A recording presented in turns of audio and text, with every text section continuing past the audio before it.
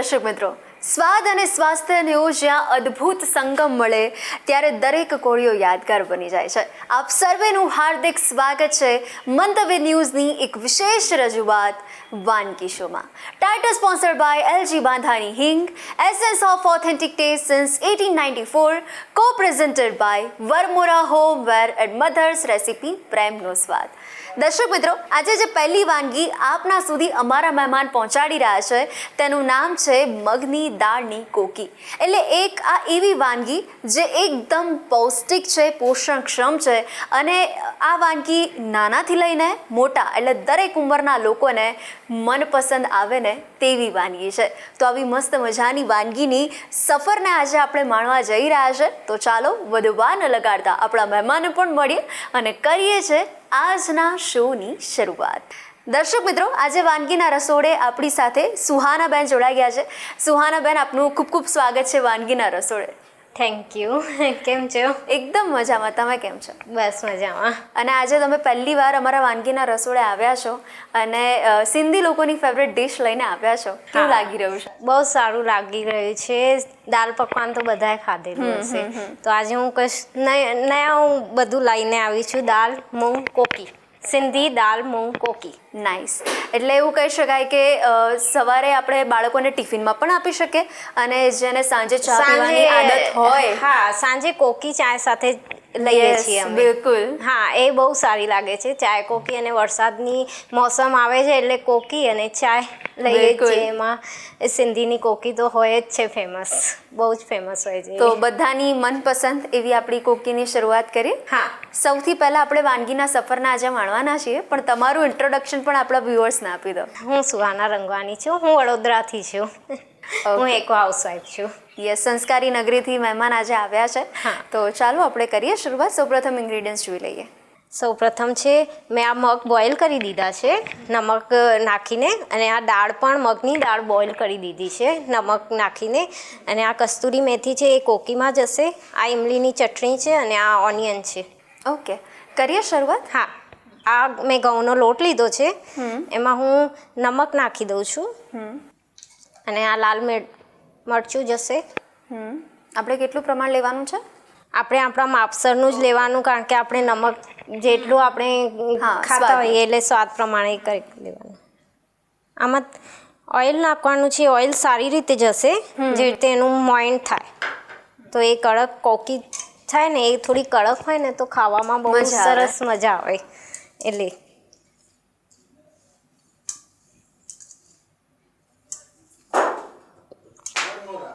આમાં મેં થોડી કસ્તુરી મેથી નાખી છે. ના નાખીએ તો પણ ચાલે, એનો ટેસ્ટ આવે જ, પણ થોડી કસ્તુરી મેથીથી ટેસ્ટ બમણો થઈ જાય છે. આમ મને હજુ થોડું ઓઇલ ઓછું લાગે છે એટલે મેં નાખી દીધું. આમાં થોડું મોઈન સારું હોય એટલે એ થઈ જાય. એટલે જો આવી રીતે થાય ને તો જ ખબર પડે કે હવે આ ઓઇલ બરોબર થઈ ગયું છે અંદર.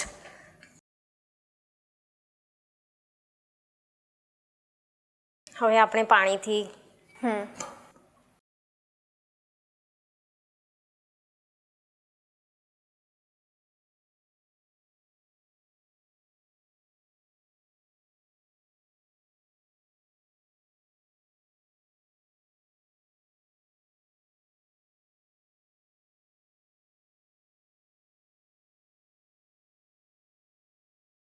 તો સુહાનાબેન, તમે એક સિંધી છો એટલે ખાવાના તો ખૂબ જ શોખીન હશો. બહુ શોખીન. તો હવે જ્યારે તહેવાર નજીક આવે, હા, તો ત્યારે સૌથી પહેલા કઈ વાનગી યાદ આવે? સૌથી પહેલાં તો અમારા સિંધી તહેવાર છે સાતમ આઠમ, શ્રાવણ મહિનામાં જે આવે એમાં કરીએ. તો એમાં અમારો મેન બને છે, એમાં સિંધી લોલા બને છે. અચ્છા. એની સાથે એની પૂજા પણ થાય છે સિંધી, તો એ બને છે. અને પછી સાતમ આઠમનું તો જે ઠંડુ બનાવવાનું હોય એમાં અમે કોકી પણ બનાવીએ. એમાં ઓનિયનવાળી કોકી બહુ સારી લાગે છે. એમાં બધો મસાલા નાખીને અને જે બને છે અને જે ખવાય છે ને ઠંડી, એની ટેસ્ટ બહુ સારી આવે. વાહ. તો આ સિવાય પણ આજે તો આ બનાવી રહ્યા છે, પણ આ સિવાય પણ જ્યારે કોકી બનાવવાની વાત આવે તો એમાં કયા કયા વેરિએશન્સ આપો છો તમે? હું એમાં એક ઓનિયનની બનાવું છું. આમાં નમક અને જે બ્લેક પેપર આવે છે એની કોકી પણ બહુ સારી લાગે છે. એની કોકી બહુ સારી લાગે. બીજા તો થેપલા બને છે, દૂધીના થેપલા, મગની દાળના પણ થેપલા બહુ સરસ લાગે છે. અને મગના થેપલા અને હવે તો પેલું મગ મઠ બધું મિક્સ જે આવે છે ને એની ભાખરી પણ બહુ સરસ લાગે છે અને બાળકો માટે એકદમ હેલ્ધી પણ થઈ જાય છે. બિલકુલ. એટલે આમાં બધા દાળ પકવાન તો ખાય જ છે એટલે મેં કશું નવું ટ્રાય કર્યું.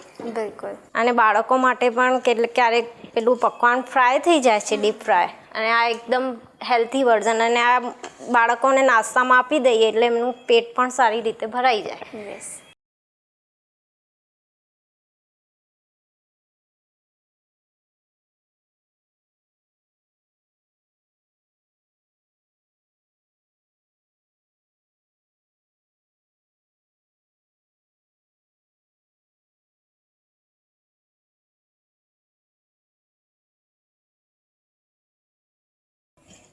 થોડું લોટને કડક જ મૂકવાનું એટલે એની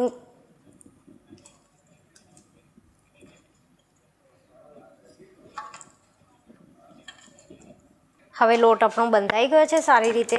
હવે એમાંથી આપણે કોકી નાખીએ. આ ગેસની તવી કરી દઈએ. હવે આને સારી રીતે આમ કરીને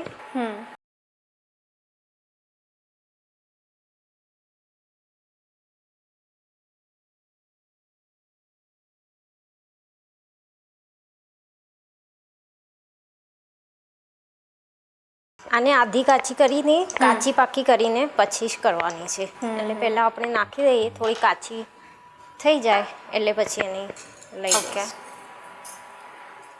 એટલે સુહાનાબેન એવું કહી શકાય કે આપણા ગુજરાતીઓના ઘરમાં જે વારંવાર થેપલા બનતા હોય અને તમારા સિંધીઓના ઘરમાં વારંવાર કદાચ કોકી બનતી હશે. હા, થેપલા બને છે પણ બહુ ઓછી, પણ આ કોકી એટલે આમ એ લોકોને આવી રીતે જ ભાવે સિંધીઓને, કાચી પાકી કરીને પછી ફરીથી કરીને અને પછી એમાં એની ટેસ્ટ બહુ સારી આવે છે.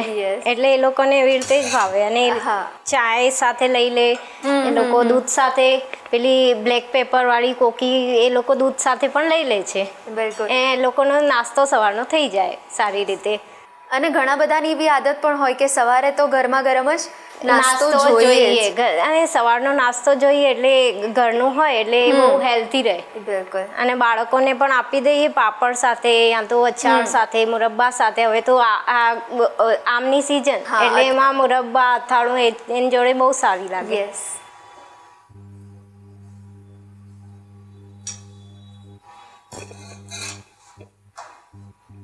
જો આપણે આ કાચી પાકી કાઢી નાખી, હવે આને ફરીથી કરવાનું છે.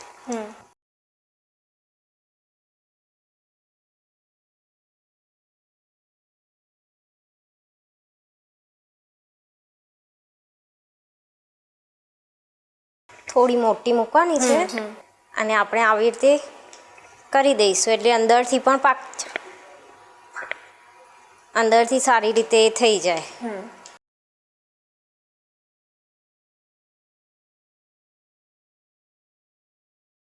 હવે આપણે થોડું તેલ નાખતા જઈએ એટલે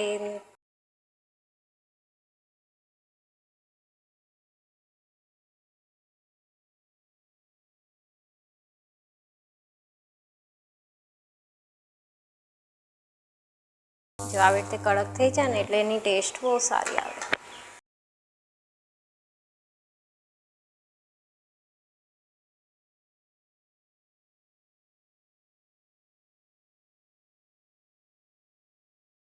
તમે સિંધી રેસીપી ખાઓ છો?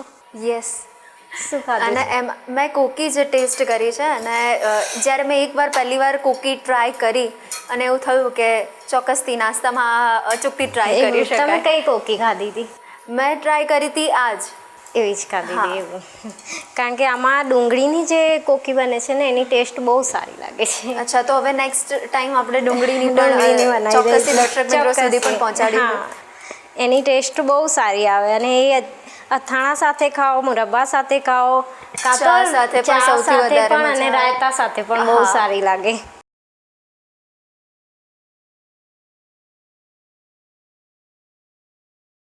બધી બાજુથી સારી રીતે થઈ જાય એટલે આપણે એને કાઢી દઈએ. અને આ સાથે સિંધીની જે કઢી હોય છે ને એ તો લાજવાબ હોય છે. એની તો એમાં તો બધા વેજીટેબલ્સ આવી જાય છે અને એ જે ખાટો એનો ટેસ્ટ આવે અને એટલે મને એવું લાગે છે સિંધીઓની એ કઢી ઓળખાણ કરી શકાય ને બાકી. એ બહુ સારી લાગે છે. હા. હવે આપણી આ થઈ ગઈ છે કોકી, આપણે એને સર્વ કરીએ. હવે આપણે પ્લેટિંગ કરીએ. આપણી કોકી રેડી છે. હવે આપણે પહેલાં આમાં આને મગ નાખીએ. આ એક નવી જ વાનગી છે, તમે ખાશો એટલે તમને પણ મજા પડી જશે. આ આપણી દાળ છે, એને એની જોડે જ એની ઉપર નાખવાનું છે.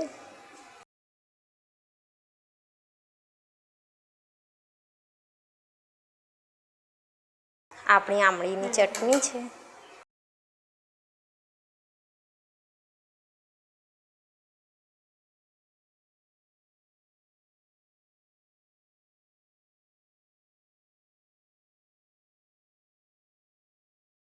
આપણે આમળીની ચટણી ના હોય તો આપણે આમચૂર લઈ શકીએ. હવે આપણે આ મરચું હાથથી જ નાખવું પડશે.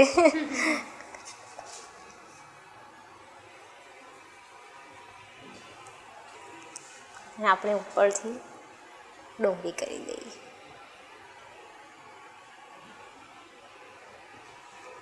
આ રેડી છે સિંધી દાલ મૂંગ કોકી. એની સાથે મેં રેડી અથાણું પણ કરી દીધું છે, જેને જે ભાવે.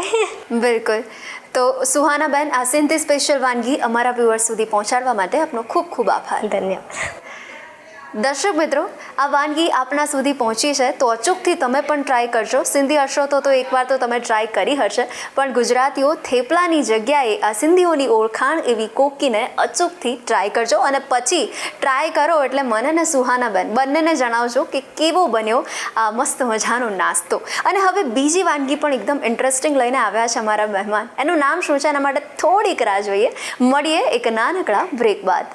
દાળમગ કોકી બનાવવાની સામગ્રી: બાફેલી દાળમગ, આમલી ચટણી, ડુંગળી, મીઠું, લાલ મરચું પાવડર.